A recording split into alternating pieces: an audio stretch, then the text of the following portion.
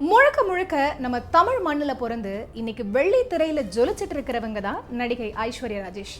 நம்ம ஊருக்கே சொந்தமான நிறமும் பேசுற தமிழும் குறிப்பா எடுத்த கேரக்டரை கச்சிதமா கொண்டு சேர்த்துடுற நடிப்பும் ஐஸ்வர்யாவை வெறும் சென்னை பொண்ணா மட்டும் இல்லாம தமிழ்நாட்டு பொண்ணா நல்ல அடையாளத்தை அவங்களுக்கு திரையுலகத்துல தேடி கொடுத்துச்சு.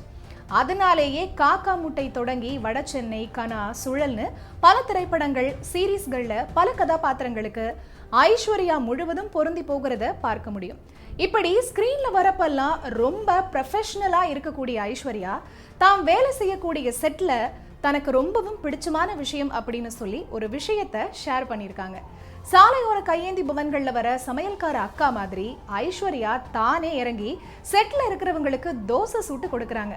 காட்டன் புடவையும் பின்னின தலையுமா கடைக்கார அக்காவாவே மாறின ஐஸ்வர்யா கிட்ட அங்க இருக்கிறவங்க தோசை வாங்கி சாப்பிட்டாலும் நடிகை கீர்த்தி சுரேஷ் உட்பட பலரும் ஐ தோசை தோசைன்னு கமெண்ட் பண்ணிட்டு வராங்க.